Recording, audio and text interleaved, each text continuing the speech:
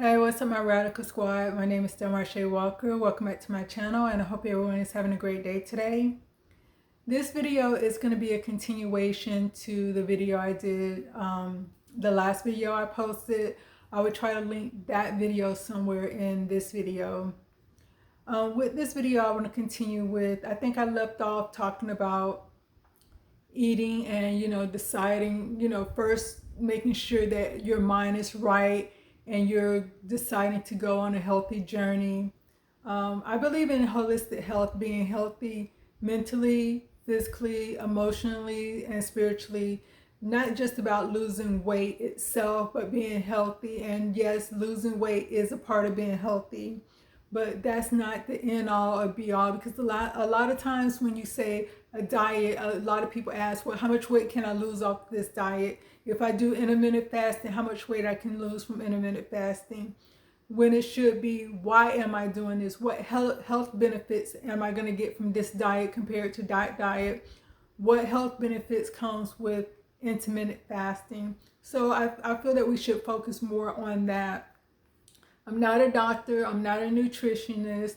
I'm just basically going off of my personal experience, being a person that was 215 pounds at their heaviest weight, taking 3 high blood pressure medication, borderline diabetic, being constantly, had concerns from my doctor about, going into a stroke or having a heart attack because I was so unhealthy. And you have to understand, I'm only 5'4" tall. Being 5'4" tall and 215 pounds, I was basically considered to be obese. Right now I'm 111 pounds, which is a decent weight for myself. And I got that way because I changed my thought process on a mental level before I ever really start focusing on the losing weight part. And so I want to kind of speak, there's different body types. So that's why it's kind of hard to say, this is what you need to do, that is what you need to do, or let me show you what I eat in a day, because everybody is different as far as how their day look. You might have some person that works, but they're sitting all day compared to another person that works 8-hour day. They might be up and down, sitting, standing, or they might be standing all day, or they might be constantly moving.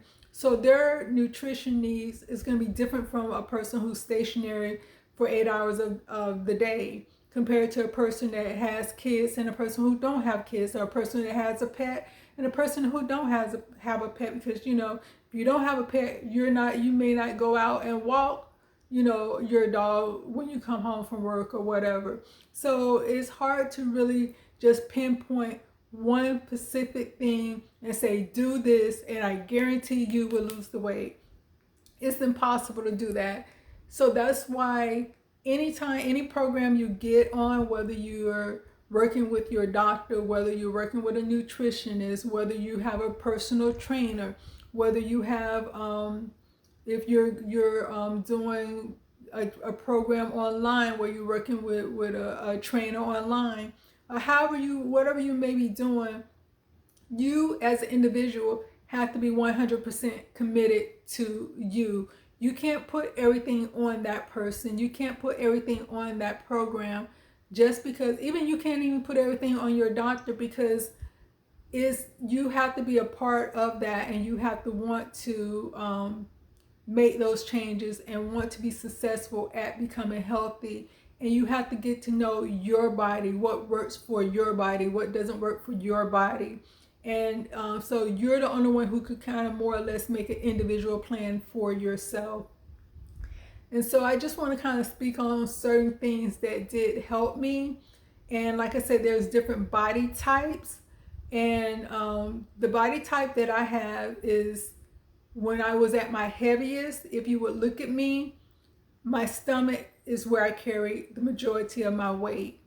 I really didn't have, big legs. I didn't carry my weight evenly over my body. It was mostly my breast and my stomach. There are a lot of people who carry their weight in their stomach. And you might find that you're insulin resistant. You might find that you have high blood pressure issues. You might find that you're diabetic or pre-diabetic because of how you carry your fat. And it does make a difference on how you should eat and the type of workouts that you should do based on how you carry your the weight that you have. The reason why is because if you're carrying your weight in your stomach area, you have visceral fat. The visceral fat is covering your heart, it's covering your lungs, it's covering, it's just over all your organs. This is where your major organs are. And so that visceral fat is covering that.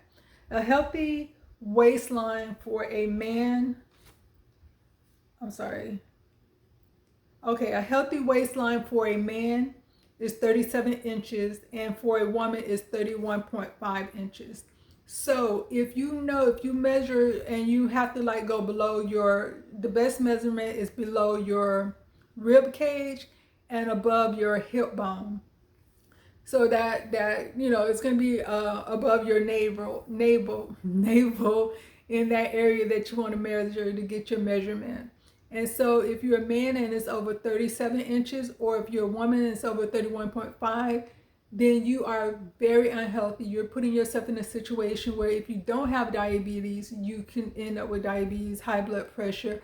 You can end up with heart issues, having heart attacks, all kind of other health issues, because that visceral fat is in and surrounding and encasing all your major organs. So that's why it's very important to get rid of that type of fat and to slim down your waistline. So you want it for a man under 37 inches and for a woman under 37 inches or smaller, and for a woman 31.5 inches or smaller. That's where you want your waistline at, to be in the healthy range.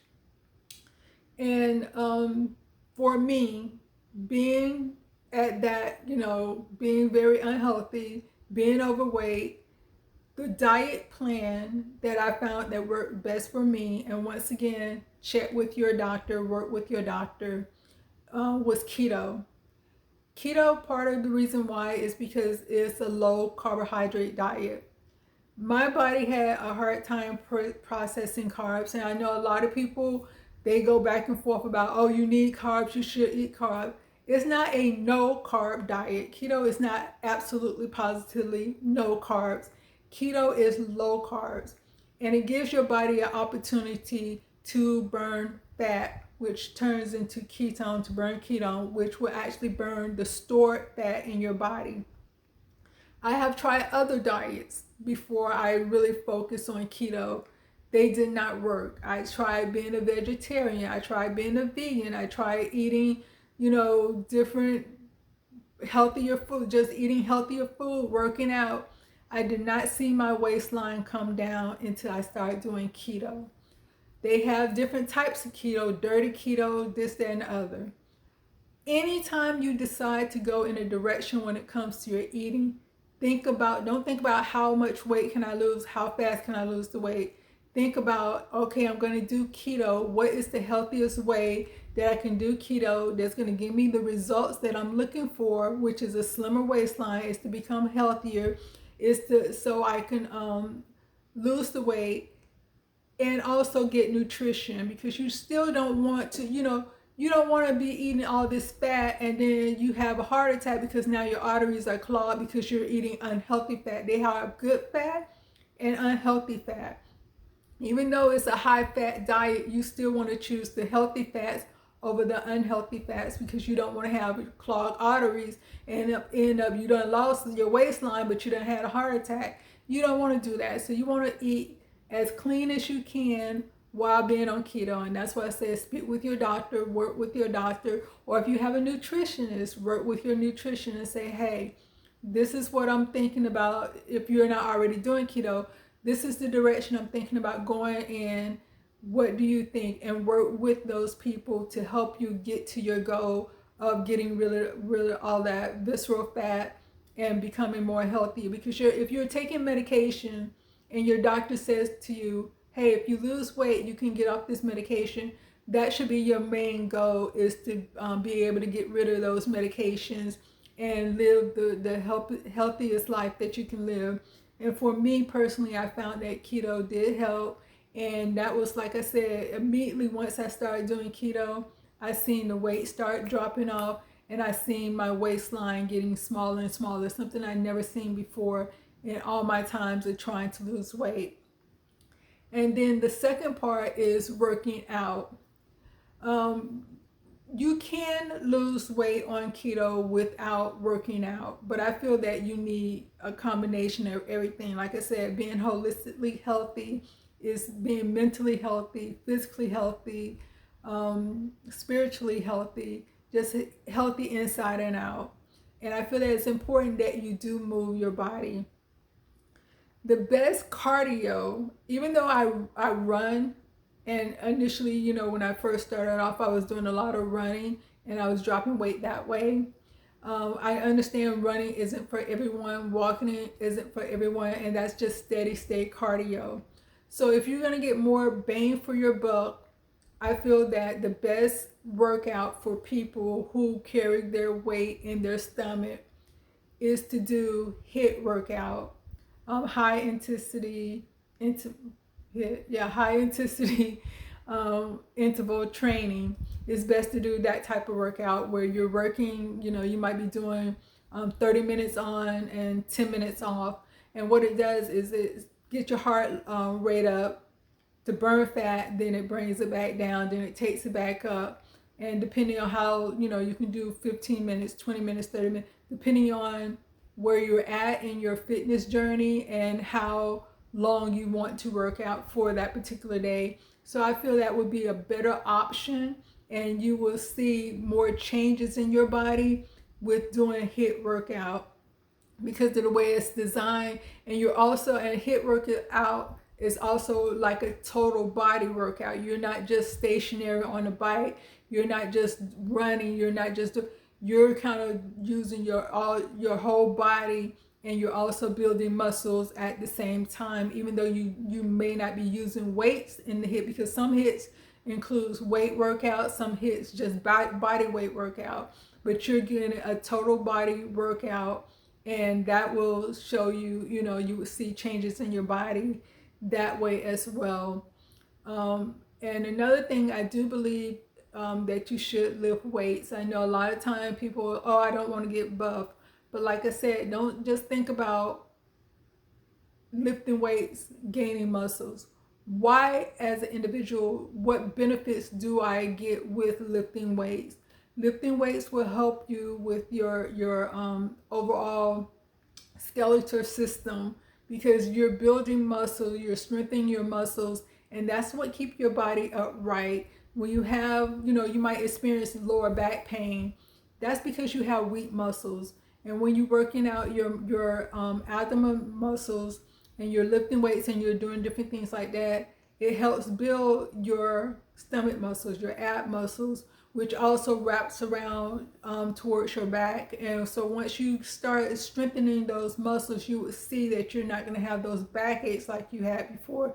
You're going to see that you're not going to be slumped over, because a lot of times we're on our cell phones or we're looking down.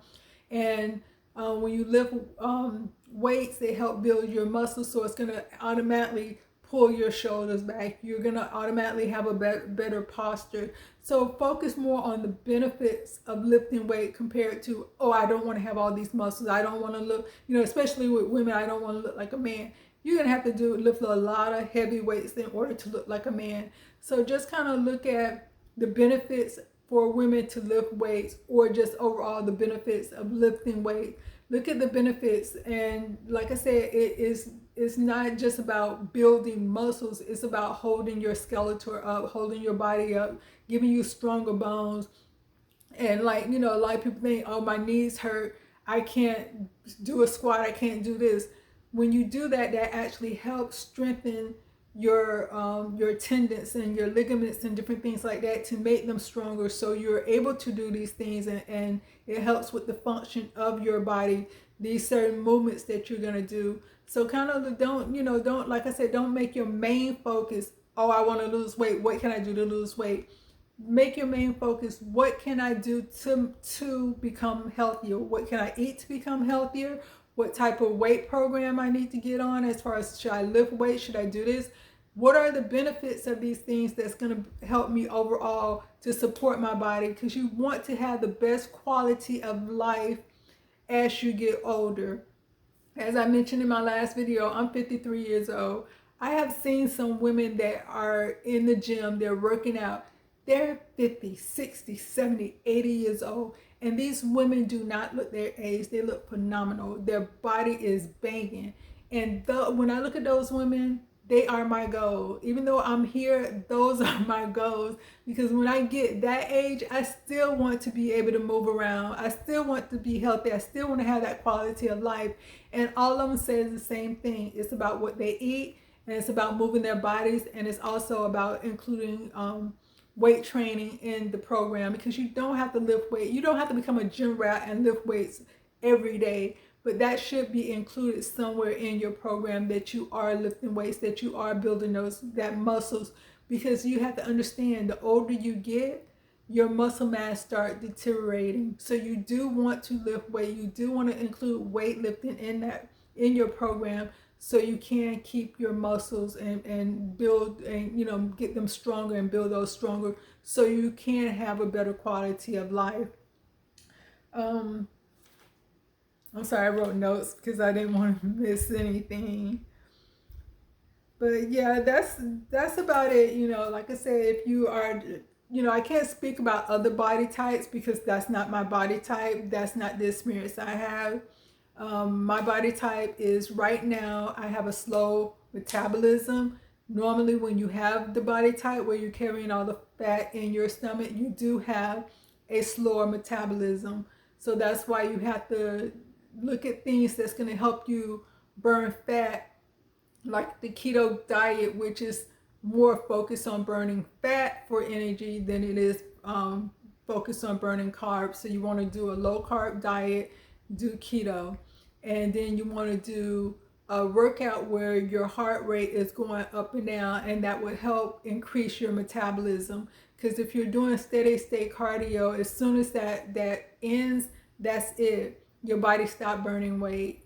But if you're lifting weight and you're doing intimate training, you're doing body weight exercise, when you stop working out, because you're building muscles, and it takes energy to break down muscles and build up muscles, that helps keep your metabolism up, because it's breaking down the muscles and it's building back up. So even when you're resting, your body is still functioning in that fitness mode, in that, let me go ahead and repair the muscles, let me build the muscles stronger. So that is still taking place, and that's keeping your metabolism up. And also keto, if you're in that ketogenic stage, you will feel that you're not as hungry as you would be normally just on a regular diet, because now you're in that fat burning stage, you're eating more fat, you're feeling fuller longer. And so that's another great thing about doing the keto diet. Like I said, I'm speaking from my experience. I'm not a professional, I'm not a doctor, I'm not a professional nutritionist or anything like that. I can only speak from my experience. I can only speak from being a vegan, being a vegetarian, being just eating your regular diet, and what I have seen work for me, and what I have seen work for other people who have been in the keto community, them having the same issue, the same conversation. Yeah, I carry all my fat in my stomach, and no matter what else I try, I didn't see any results. As soon as I got on keto, this is what happened. And so, like I said, always look into it for yourself. Speak with your doctor and or your nutritionist, or whoever you have that can help you make that right decision. And whatever food you choose to eat, make sure it's healthy, nutritious food. 100 calories, okay, just say for instance you're just focused on calories. 100 calories is 100 calories. You could eat 100 calories worth of cupcakes compared to eating 100 calories that's going to give you nutrition. There's no nutrition values in 100 calories of cupcakes. But if you decide to eat fruits, vegetables, nutritious food that's worth 100 calories, you're getting your vitamins, you're getting minerals, you're getting, different things that's going to help you on the inside, help your organ, help you processed, help give you energy, compared to having something that's going to deplete your energy because it's going to give you an insulin spike. The sugar that's going to be in those 100 calories of cupcakes, yes, it's going to give you an insulin spike, and then you're going to be craving more cupcakes. Now you're going to have headaches. You're going to have all these other things going on, and did not get any nutrition value from those cupcakes. So just make wiser choices when it comes to food.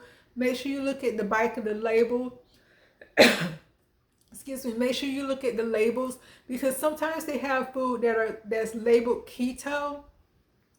I would stay away from those food, because once you look at the label and you start seeing what's in them, and you start seeing that they have like they might not have like processed sugar, but they have other types of sugar, and it's just like overall it's not healthy. It's like they just stuck the label on there, and they know a lot of people see, oh, keto, and grab that instead of looking at the back to see, let me see exactly what I'm putting in my body. Is this truly keto?